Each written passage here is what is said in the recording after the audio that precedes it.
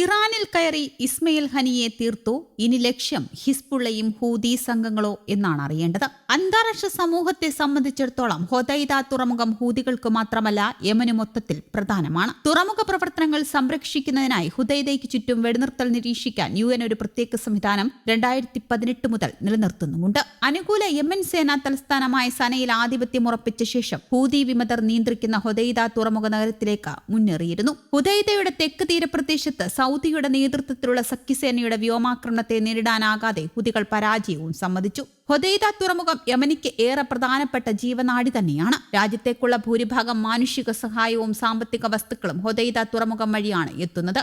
ഇവിടെയുണ്ടാകുന്ന ചെറിയൊരു പ്രശ്നം പോലും രാജ്യത്തെ സമ്പദ് വ്യവസ്ഥയെ തന്നെ താറുമാറാക്കിയേക്കാം. അതുകൊണ്ട് തന്നെ യുണൈറ്റഡ് സ്റ്റേറ്റ്സ്, യുണൈറ്റഡ് കിങ്ഡം എന്നിവയുൾപ്പെടെയുള്ള പാശ്ചാത്യ രാജ്യങ്ങളുടെ പിന്തുണയുള്ള മാനുഷിക സംഘടനകൾ രാജ്യത്തൊരു ക്ഷാമം ഒഴിവാക്കാൻ വെടിനിർത്തലിന് ആഹ്വാനവും ചെയ്തു. അന്നു മുതൽ ഹുദൈദയുടെ നിയന്ത്രണം ഹൂതികൾ ഏറ്റെടുത്തിരിക്കുകയാണ്. ഇപ്പോൾ ഇസ്രയേൽ ഹുദൈദ പിടിച്ചെടുത്തിരിക്കുകയുമാണ്. ജൂലൈ 20 പെട്രോളിയം സംഭരണ ടാങ്കുകളിലും തുറമുഖത്തിനടുത്തുള്ള ഒരു പവർ സ്റ്റേഷനിലും നടത്തിയ ആക്രമണത്തിൽ 6 യമൻ പെട്രോളിയം കമ്പനി തൊഴിലാളികൾ കൊല്ലപ്പെടുകയും 87 പേർക്ക് പരിക്കേൽക്കുകയും ചെയ്തതായി ഹൂതി അധികൃതർ അറിയിച്ചിരുന്നു. 100,000 ലിറ്ററിലധികം ഇന്ധനം ടാങ്കുകളിലുണ്ട്. യമൻ പെട്രോളിയം കമ്പനിയുടെ ഉടമസ്ഥതയിലുള്ളതോ അല്ലെങ്കിൽ ടാങ്കുകളിൽ സ്ഥലം വാടകയ്ക്കെടുക്കുന്ന സ്വതന്ത്ര വ്യവസായികളുടേതോ ആണെന്ന് studies and economics media centre chairman Mustafa Nasser പറഞ്ഞു.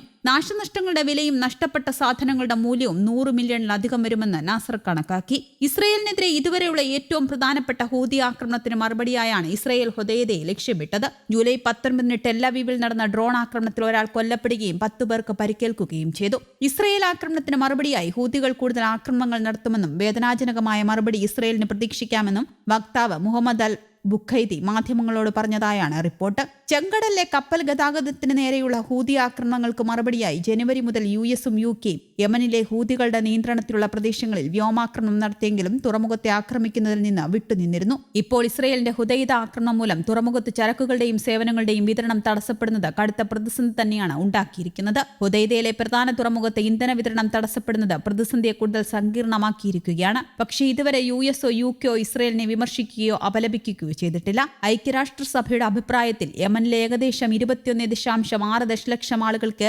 ഏതെങ്കിലും തരത്തിലുള്ള മാനുഷിക സഹായം ആവശ്യമാണ്. പകുതിയിലധികം രാജ്യങ്ങളും ഇസ്രയേലി ആക്രമണത്തിന് മുമ്പ് മതിയായ ഭക്ഷണം കഴിച്ചിരുന്നില്ല. യമനിലുടനീളം ദശലക്ഷക്കണക്കിന് ആളുകളുടെ ജീവനാഡിയാണ് ഹുദൈദ തുറമുഖമെന്ന് UN മാനുഷിക കാര്യങ്ങളുടെ ചുമതലയുള്ള UN അണ്ടർ സെക്രട്ടറി ജനറലും എമർജൻസി റിലീഫ് കോർഡിനേറ്ററുമായ ജോയിസ് മസൂസ പ്രസ്താവനകളിൽ പറഞ്ഞു. വരും മാസങ്ങളിൽ ഭക്ഷണ പോഷകാഹാര അരക്ഷിതാവസ്ഥ കൂടുതൽ വഷളാകുന്നത് തടയണമെങ്കിൽ ഹൂതി നിയന്ത്രിത പ്രദേശങ്ങളിൽ ഭക്ഷ്യവിതരണം പുനരാരംഭിക്കുന്നത് നിർണായകമാണ്. US-ഉം UK-യും മുമ്പ് ഹൊദൈദ തുറമുഖത്തെ അടിസ്ഥാന സൗകര്യങ്ങളെ ആക്രമിക്കാത്തതിന്റെ കാരണം തുറമുഖത്തിന്റെ സുഗമമായ പ്രവർത്തനത്തിന്റെ സാമ്പത്തികവും മാനുഷികവുമായ പ്രാധാന്യം അവർ മനസ്സിലാക്കിയതുകൊണ്ടാണ്. അതേസമയം തുറമുഖം ഹൂതികൾക്ക് സാമ്പത്തിക പിന്തുണ നൽകുന്നതിനുള്ള ഒരു പ്രധാന മാർഗം കൂടിയാണ്. ഇതുകൊണ്ട് തന്നെയാണ് ഇസ്രയേൽ ഇവിടെ ആക്രമിച്ചതും. ഇന്ധന ഇറക്കുമതിയിൽ നിന്ന് ഹൂതികൾ ധാരാളം പണം സമ്പാദിക്കുന്നുണ്ടെന്ന് ഇസ്രയേലിനറിയാം. ഇത്രയും വലിയ അളവിലുള്ള ഇന്ധനം നഷ്ടപ്പെടുന്നത് യമനിലെ സാമ്പത്തിക നില തകർക്കും. പുനർനിർമ്മാണ ചെലവ് ചെലവേറിയതും പാരിസ്ഥിതിക ചെലവുകളും കൂടാതെ ധാരാളം യമനികൾ ഹൊദൈദ പ്രദേശത്ത് മത്സ്യബന്ധനത്തെ ആശ്രയിക്കുന്നതിനാൽ കടലിലേക്കുള്ള എണ്ണച്ചോർച്ചയും ദോഷകരമാകും. ഹൂതികൾ ഇസ്രയേലിനെതിരെയുള്ള ആക്രമണം തുടരാനും ചെങ്കടലിൽ ആക്രമണം നടത്താനും സാധ്യതയുമുണ്ട്. ഇസ്രയേലി തുറമുഖ നഗരമായ ഏലിയത്ത് ആക്രമണം നടത്തിയതായി സംഘം ഇതിനകം അവകാശപ്പെട്ടിരുന്നുവെങ്കിലും പ്രശ്നം കൂടുതൽ രൂക്ഷമായേക്കാം. അതിനാൽ തന്നെ ഹൊദൈദ തുറമുഖ ആക്രമണം ദൂരവ്യാപകമായ പ്രത്യാഘാതങ്ങൾ ഉണ്ടാക്കുമെന്നാണ് റിപ്പോർട്ടുകൾ. News desk Kerala Kaumudi.